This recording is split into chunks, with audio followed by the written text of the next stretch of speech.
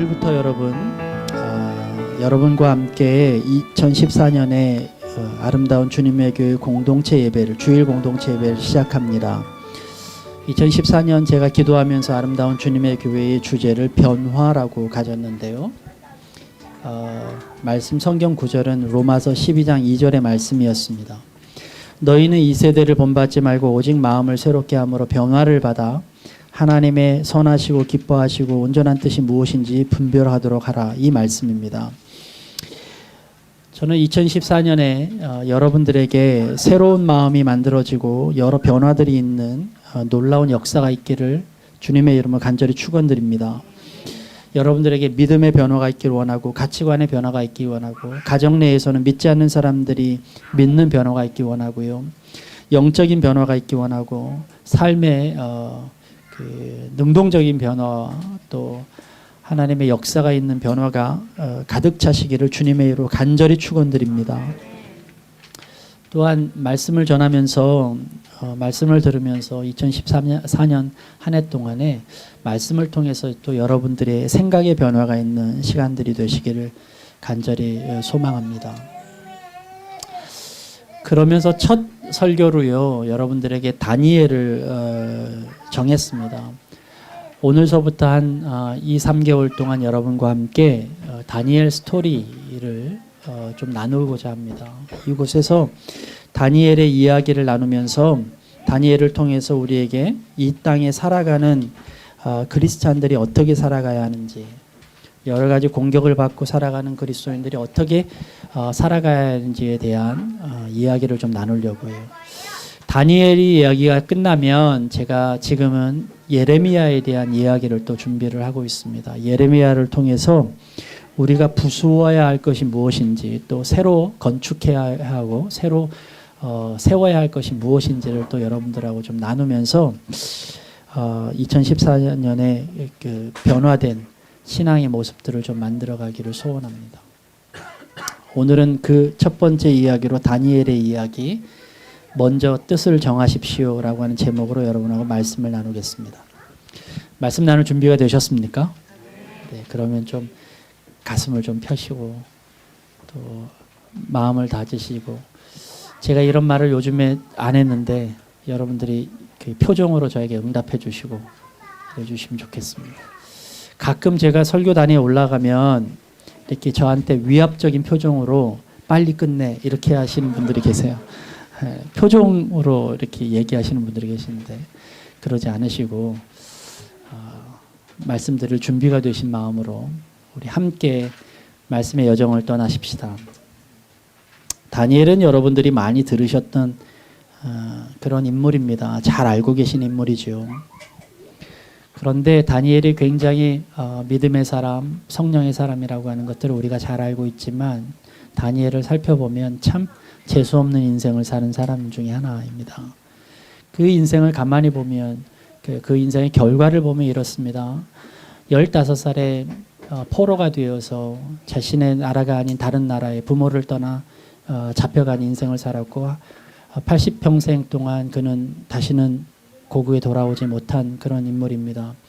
그런데 그가 80세가 될 때까지, 15살부터 80세가 될 때까지 그가 살았던 바벨로니아는 나라가 2번 변했고요, 또 정권이 4번이나 변했는데도 그는 한결같이 그 나라에서 존경받는, 그리고 관리로서의 역할들을 하면서 살았습니다.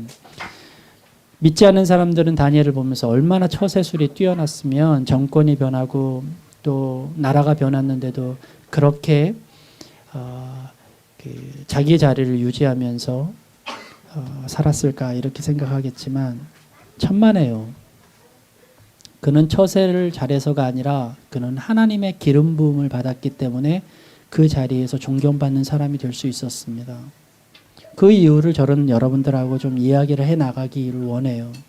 잘 아셔야만 합니다. 우리가 정말 존경받는 것은 우리가 처세술이 뛰어나서가 아니라는 사실을요. 우리가 존경받으면서 쓰임받는 것은 우리의 머리가 뛰어나서가 아니라는 사실을요. 우리가 정말로 들은 지식이 많아서가 아니라는 사실을 다니엘을 통해서 우리는 배우기 원합니다.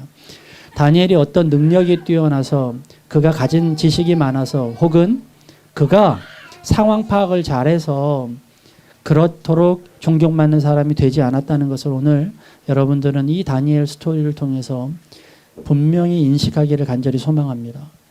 또한 그러기 때문에 다니엘의 삶을 통해서 우리는 어떤 삶을 추구해야 할까? 정말 하나님 앞에 형통한 삶은 어떤 삶일까를 여러분 같이 배우기를 원합니다. 다니엘은 오늘로부터 2600년 전의 사람입니다. 그는 패망하게 되는 그 남유다에서 태어났습니다. 이스라엘은 이제 단일 왕국 시대가 있었다가 이제 다윗과 솔로몬 이후에 사울 다윗 솔로몬 이후에 이제 이 나라가 두 개로 나누어져서 북이스라엘과 남유다로 갈라졌습니다. 오랜 동안 북이스라엘과 남유다 우리나라의 북한과 남한으로 갈려져 있는 것처럼 그렇게 살다가 이제 두 나라가 다 패망하게 됩니다. 이 남유다는 이제 패망의 기로에 서 있는 그런 때였습니다. 남유다에는 요시아라고 하는 성군이 통치를 하게 되었는데 그가 하나님의 이름으로 이 나라를 많이 개혁하고 하였지만 그가 죽고 난 이후에는 서서히 나라에 문제가 생기기 시작했습니다. 그의 아들 여호아스라고 하는 사람이 왕위에 올랐는데 그는 3개월 만에 왕위에서 폐위가 됩니다. 말을 듣지 않는다고 이집트에서 그를 잡아다가 가두고 그를 폐위시키고 그의 동생이었던 여호아김을 왕으로 세웠습니다. 그러니 이 여호아김은 왕으로 세워진 이유가 애굽 때문이기 때문에 애굽에 줄대느라고 아주 바쁜 그런 왕이었습니다. 한마디로 말하면 애굽의 꼭두각시 같은 왕이었지요. 애굽의 꼭두각시 같은 왕이었기 때문에 그는 애굽에 잘 보이기를 원했고 그래서 끊임없이 애굽에 무엇인가를 갖다 바쳤습니다. 백성들의 고요를 빨아다가 애굽에 바치기에 급급했습니다. 그래서 백성들의 삶은 피폐해져 갔습니다. 누군가의 줄을 대기 시작하면 누군가의 피를 보게 되어 있는 거예요.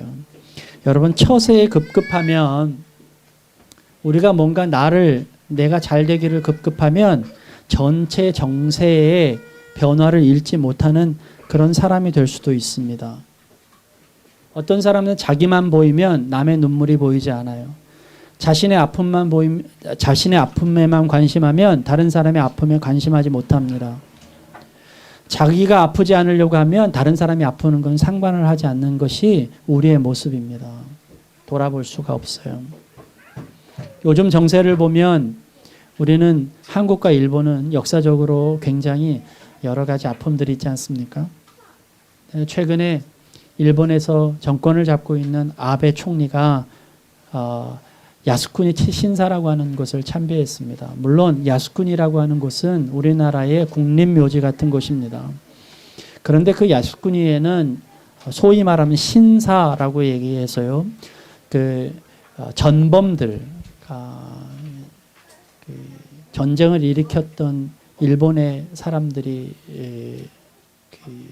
안치되어 있는 그런 곳입니다. 그래서 그곳에 가서 참배를 한다는 이야기는 군국주의, 예전에 침략을 했던 많은 사람들에 대한 배려 이런 것들을 이야기하는 거거든요. 그러니까 한국에서도 중국에서도 극히 정치 지도자가 그곳에서 신사 참배를 하는 것을 야스쿠니 참배를 하는 것을 싫어합니다. 그런데 당당하게 가서 그렇게 했습니다. 그 이유는 딱 한 가지입니다. 본인이 그 나라에서 정치적인 입지를 권고하게 하기 위해서 그는 그곳에 가는 것입니다. 그렇게 되면 일본 사람들은 다 좋아합니다. 갑자기 그의 인기가 60% 70%를 다 올라와 버렸습니다. 자신의 정치적인 입지를 강화하기 위해서 다른 사람들이 어려워하는 것, 다른 사람들의 눈물, 다른 사람들의 마음 아픈 것은 상관하지 않는 것이 우리 처세의 ABCD입니다. 마찬가지로 우리나라에도 정치 지도자들이 그렇습니다. 자신의 자리를 굳건히 지키기 위해서, 자신의 정권을 굳건히 지키기 위해서, 자신의 입지만 굳건히 지키기 위해서 남이 어떻게 되든지, 남이 피해를 흘리든지, 백성들이 어떻게 되든지 상관하지 않고 하는 것이 독재입니다. 우리는 이 땅에 살아가는 모든 지도자들은 남을 위해서 세워진 것입니다. 목회자들도 그렇고 여러분들도 그렇고 부모들도 그렇고 더 나아가서 정치 지도자들도 그렇고 사회 지도자들도 그렇고요. 자신을 위해서 그 위치에 있는 것이 아니라 그 자리에 있는 것이 아니라 남을 위해서 그 자리에 있다는 사실을 잃어버리면 그들이 그래서 처세에 급급하면 다른 사람이 어떻게 되든지 내가 어떻게 판결을 내리든지 다른 사람이 억울하게 감옥살이를 가든지 상관하지 않고 나는 윗사람의 얘기만 듣고 내가 출세를 하기 위해서 자기의 모든 것들을 다 바치는 일들이 만들어진다는 것입니다. 바로 이 여호와김이 그랬어요. 여호와김이 자신의 위치를 잘 권고하기 위해서 애굽에게 다 갖다 바쳤는데 그는 세계 정세가 어떻게 돌아가는지 잘 몰랐습니다. 세계 정세는 이때까지 강대국이었던 이집트가 서서히 패망하게 되고 바벨론이 점점 부상한다는 사실을 이 여호와김은 전혀 알아차리지 못했습니다. BC 605년에 이집트와 바벨론이 전쟁을 벌였습니다. 역사적으로 굉장히 유명한 갈그미스 전쟁인데요. 그 갈그미스 전쟁에서 이집트의 느고 왕과 바벨로니아의 느부갓네살이 전쟁을 치르는데 이집트가 집니다. 그리고 이집트에게 그렇게 조공을 바치면서 함께했던 이스라엘을 침공하게 됩니다. 느부갓네살이요. 그것이 바로 제1차 바벨론 침공이었습니다. 그때 느부갓네살은 이스라엘을 점령하고 이스라엘에서 많은 젊은이들, 많은 청년들을 포로로 잡아갔습니다. 그때 포로로 끌려간 사람이 바로 15살의 다니엘이었습니다. 그는 그렇게 끌려가서 아까도 말씀드렸다시피 이제 바벨론에서 제2의 인생을 살게 됩니다. 오늘 본문 2절에 보면 이렇게 글이 적혀 있습니다. 주님께서 유다의 여호와김 왕과 하나님의 성전 기물 가운데 일부를 느부갓네살이 손에 넘겨주셨다. 그는 그것들을 바벨로니아 땅 자기가 섬기는 신의 신전으로 가지고 가서 그 신의 보물 창고에 넣어두었다. 고대의 전쟁을 가만히 보면 그 고대의 전쟁은 국가와 국가의 전쟁이기도 하지만 더 나아가서는 국가의 신과 국가의 신의 전쟁이기도 했습니다. 우리를 지켜주는 신과 저 나라를 지켜주는 신이 서로 싸워서 내가 이긴다면 우리의 신이 나를 더 견고하게 지켜주었기 때문에 우리의 신이 이겼다고 생각합니다. 그래서 전쟁에서 이기면 그 나라의 신전을 침공하고 그 나라의 신전에 있는 모든 기물들을 파손하고 그 기물들을 가져다가 내 나라의 신전에 갖다 두는 것이 그게 상례였습니다. 그 이유는 그 나라의 신전이 우리나라의 신보다 강하지 않고 우리의 신이 그 나라의 신을 이겼다고 생각한 거죠. 결국은 이 이야기는 무엇을 이야기하느냐면 바벨론의 신이 하나님을 이겼다는 얘기가 됩니다. 그런데 오늘 제 눈에는 이 구절 가운데 이 구절이 내 눈에 비칩니다. 그 일부를 느부갓네살의 손에 하나님께서 넘겨주셨다는 거예요.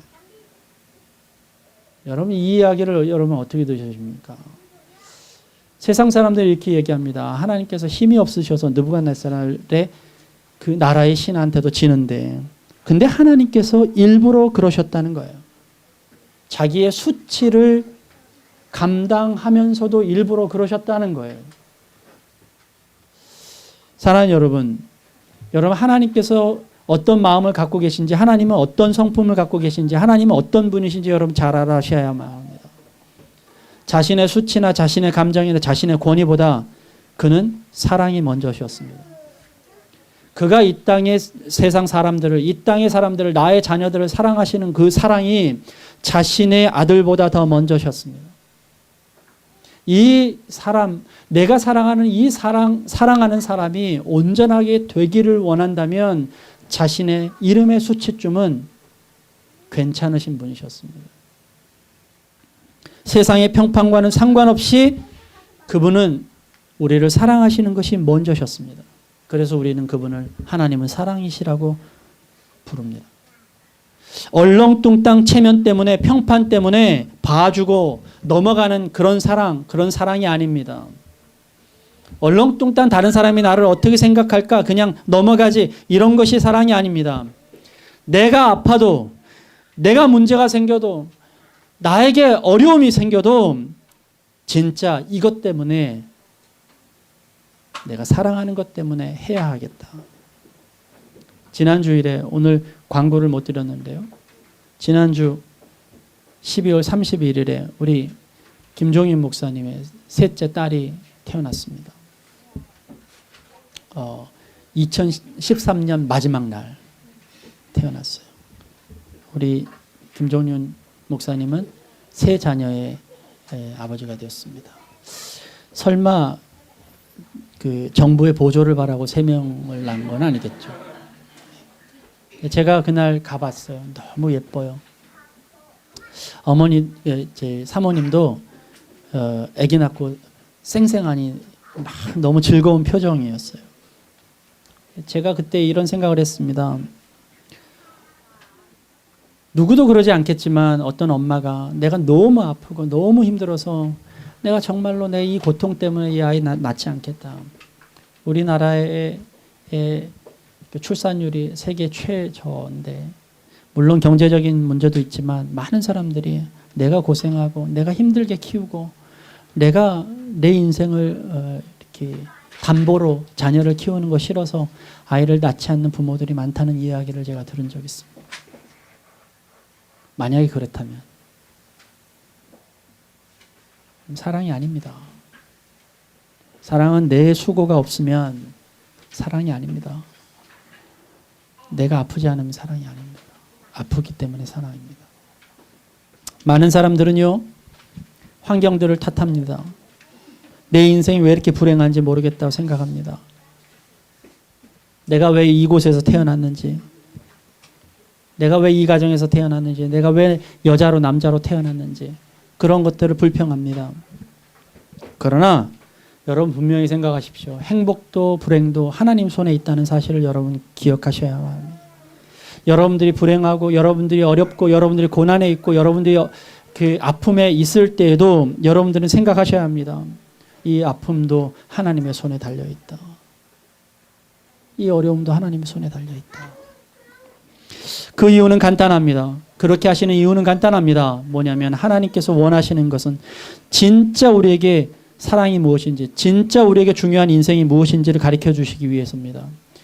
하나님께서 우리에게 가르쳐 주시고자 하는 진짜 인생은요, 어디다 갖다 놓아도 하나님의 자녀로 사는 삶입니다. 내가 다 안전한 자리에서만 하나님의 자녀로서 사는 삶이 아닙니다. 어디에 놓아도 요동치 않는 삶, 어떤 문제가 부딪혀도 하나님의 마음을 잃지 않는 삶, 그것이 신앙입니다. 그것을 하나님께서는 꿈꾸십니다.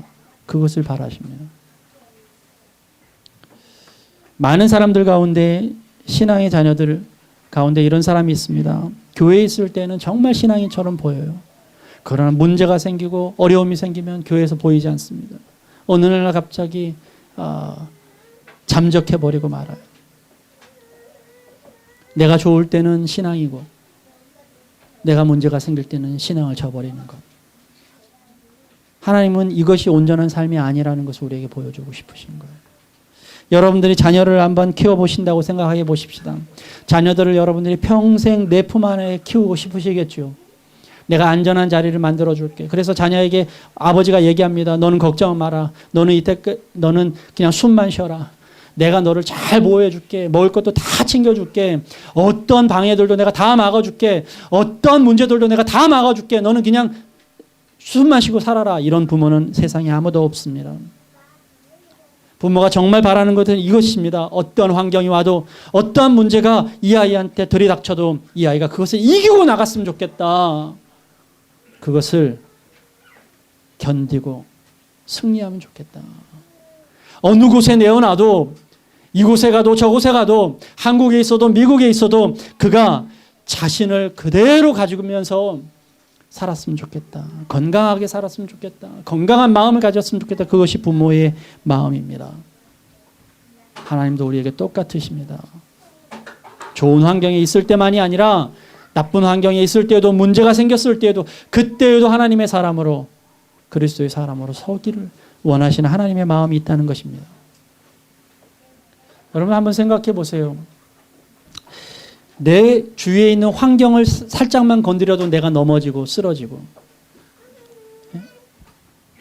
나한테 있는 재물이 조금만 없어도 내가 금방 휘청거리고 정신 못 차리고, 내 가족들이 조금만 문제가 생겨도 내 신앙에 금이 가고, 이렇게 된다면 얼마나 쉽겠어요, 사단의 입장에서는. 얘는 내가 건드리기 너무 쉽구나. 내가 조금만 환경을 흔들어도, 조금만 주위에 무슨 공격을 주어도 얘가 흔들리는 그런 사람이구나. 얼마나 쉽겠습니까? 하나님은 우리가 강건한 믿음을 갖기를 원하십니다. 다른 것이 아닙니다. 어느 곳에 가든지, 어느 곳에 있든지 내 마음을 강건하게 갖는 그런 사람으로 자라기 원한다는 거죠. 조금 전에도 말씀드렸지만 다니엘은요, 참 재수없는 인생을 살았습니다. 패망해 가는 나라, 한국의 구한말 같은 나라죠. 그런 시기죠. 그리고 어린 나이에 유학도 아니에요. 포로로 잡혀갔습니다.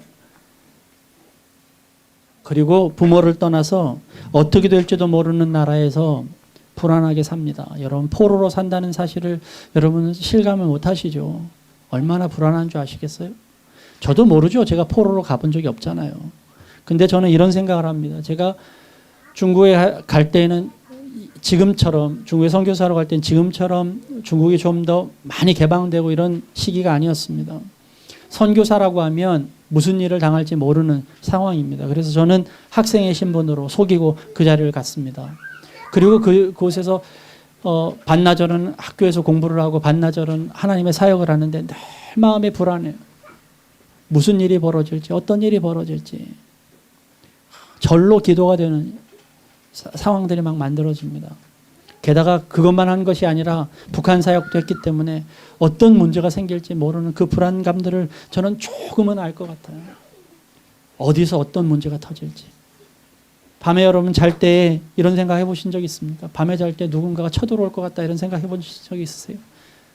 저는 중국에서 잠을 잘 때 늘 그런 불안감 속에 주님 앞에 기도하면서 잤습니다.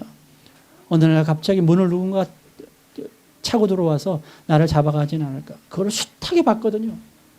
그런 일들을 숱하게 경험하고 숱하게 듣고 한 상황 속에서 그렇게 살아가는 다니엘은 그거보다 더 힘든 삶을 살지 않았겠습니까? 다니엘을 여러분 한번 비견해 보세요. 여러분 삶보다 다니엘 삶이 더 훌륭합니까? 저는요, 제가 이웃에겐 전혀 관심을 갖지 않고 살았던 그런 사람입니다. 내가 신학교를 가긴 했지만 남을 위해서 공부를 해야 된다는, 남을 위해서 내가 신앙생활을 가져야 된다는 그런 설교를 한 번도 듣지 않고 자랐어요. 저는 신학교 간 이유가 이렇게 되면 내가 좋은 목사가 되겠지, 좋은 교수가 되겠지, 뭐 이런 것밖에는 제가 생각한 적이 없습니다. 그리고 신학교를 갔습니다. 다른 사람에게는 관심이 없었어요. 제 눈에 다른 사람에게 관심을 뜨게 하고 나눔을 하게 하는 처음 동기가 바로 홀트 아동복지 학교였습니다. 일산에 있었던 곳인데 누군가가, 제가 가고 싶어 간 것도 아니에요. 누군가가 저보고 일주일에 한 번 봉사하러 가자고. 근데 제가 봉사하는 곳이 어딘지도 모르고 그냥 따라갔습니다. 일주일에 한 번쯤 봉사하면 어떨까요? 그랬더니 홀트 아동복지회예요. 근데 여러분, 홀트 아동복지회는 많은 미혼모 아이들이 그 해외로 입양하는 그런 단체로 알고 있겠지만, 제가 갔던 그 학교에는요, 장애인들이 있었습니다. 그리고 또 제가 부여받은 일이 뭐였냐면, 그 장애인 학교 가운데 한 건물, 그건 집처럼 생겼는데 그 집을 청소하는 일이었어요. 근데 그 집이 어떤 일이었느냐, 그 장애인 가운데는 내일 모레 죽을 아이들이 거기에서 수용되어 있는 그 집이었습니다. 그 집에 들어가면요, 대두증 아이, 대두증 보셨어요? 머리가 이만큼 커요. 머리에 물이 차가지고 이만큼 큰 아이. 저는 눈, 코, 입이 없는 아이들을 거기서 봤습니다. 그렇게 태어난 아이. 항문이 막혀서 아예 없이 태어나가지고요, 다른 곳에서 이렇게 변을 내야 하는 아이. 그래서 그 방들이 막 지저분하고 하는 그곳을 청소하는 일에 왜 그것을 저한테 맡겼는지. 첫날 도망가고 싶었다고. 저하고 신앙생활 많이 하셨던 분들은 아마 이 설교를 기억할 거예요. 첫날 가가지고 내가 잘못 왔다 이런 생각을 하고 식당을 갔습니다. 네. 식당에서 밥을 먹으려고요. 식판을 딱 놨는데 누군가 앞에 탁 식판을 놓고 앉아요. 제가 쳐다보지 않았습니다. 그랬더니 그 사람이 밥을 먹으라고 숟가락을 뭐를 이렇게 내더라고요. 저한테. 어쩔 수 없이 봐야 되잖아요. 탁 봤어요. 코가 없어요. 코가 아예 없고 얼굴은 문드러졌습니다. 그냥 여러분 그냥 용서하고 들으세요. 그냥 맴매탄 얼굴에 구멍만 이렇게 탁 뚫려 있는 사람이요. 웃으면서 저한테 숟가락을 탁 내미는데요. 제가 그걸 받아 먹었을까요? 안 먹었을까요? 네. 다른 것도 못 먹고 그냥 뛰쳐나왔습니다. 집에 와버렸어요. 그냥. 일주일 내내 그 마음이 제 마음속에. 하나님 앞에 내가 진짜 처음으로 울면서 기도했던 기억이 나요. 그리고 그 다음서부터 그곳에 봉사를 하는데요. 제 마음속에요. 야, 나 복 받았구나. 나는 멀쩡한 팔다리가 다 있구나. 나한테 이렇게 하나님께서 복을 주셨다면 이거는 다른 사람에게 무언가를 나눠주라고 하는 얘기가 아닐까. 그때 내가 하나님 앞에 결심했습니다. 하나님 나를 목회자로 세우시면 하나님 내가 가지고 있는 거 다 나눠주겠습니다. 하나님 나를 이렇게 축복하셨는데 이거 축복한 거 내가 다 나눠주겠습니다. 조금 전에 제가 중국 얘기를 했습니다만 중국의 교회들을 돌아보면서 제가요 한국 교회 복 받았다는 것을 보았습니다. 중국 교회 교인들이요 2시간씩 걸어옵니다. 한국 교회는 차가 있잖아요.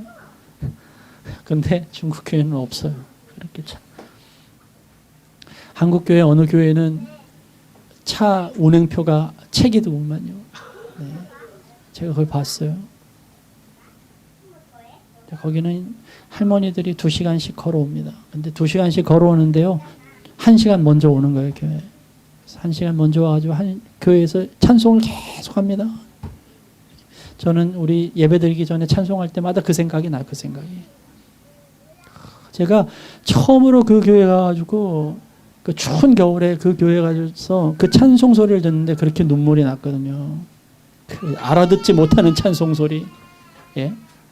근데 그분들이 그렇게 찬송하면서 성경을 읽고 찬송하면서 성경을 읽고 하는 그분들의 모습들을 보게 돼요. 여러분 그때 저는 그 생각을 했습니다. 큰 교회, 큰 시스템, 넓은 장소, 좋은 난방, 냉방 시설 소용없는 거구나. 우린 진짜 우리 복 받았구나. 진짜 복 받았구나. 그때 제 마음속에는요. 그런 멋진 시스템을 다 버려버렸습니다. 우리가 정말 복 받았다는 걸 생각하지 못하면 모든 것이 불평이에요. 용서하십시오. 제가 그런 불평들을 내려놔서 혹 이렇게 조그마한 장소에 좁은 장소에 이렇게 있는지도 몰라요. 얼마나 복 받았는지 여러분 아십니까? 저는 지난 말에 연말에 누군가에게 그렇게 얘기했는데요. 나 진짜 복 받은 목사야. 우리 교인들을 생각하면 복 받은 목사야. 맞지 현우야? 나 복 받았지? 다니엘은 우리와 비교할 수 없는 형편에 있었습니다. 환경이 있었습니다. 그런데 그렇게 비교할 수 없는 상황 속에 있는 다니엘은 어떻게 형통할 수 있었을까요? 나는 조금만 위험해도 조금만 어려워도 이렇게 힘들고 어려운데 다니엘은 어떻게 하나님의 그 역사가 이렇게 넘쳐났을까요? 그 형통의 비밀은 오늘 8절의 말씀에 있습니다. 8절 말씀 제가 읽습니다. 다니엘은 왕이 내린 음식과 포도주로 자기를 더럽히지 않겠다고 마음을 먹고 환관장에게 자기를 더럽히지 않을 수 있도록 해달라고 간청하였다. 이 이야기는 좀 설명이 필요합니다, 여러분. 그 다니엘은 왕궁에서 바벨론의 왕궁에서 왕의 시중을 드는 일로 착출받아서 교육을 받게 되었습니다. 15살의 나이입니다. 그 교육을 받을 때에 그들은 왕이 내린 음식과 포도주를 먹게 했다고 되어 있습니다. 이 얘기는 뭐냐면 그 음식과 포도주는 그냥 먹는 것이 아니라 그 문화를 얘기하는 것입니다. 그 바벨론의 문화, 바벨론의 사상, 바벨론의 가치관, 바벨론의 모든 것들을 갖고 그것을 3년 동안 교육받고 이제 왕을 시중 들도록 그렇게 하겠다는 이야기입니다.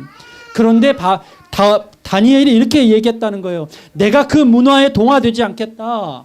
내 그 문화를 먹지 않겠다라고 선언했다는 것입니다.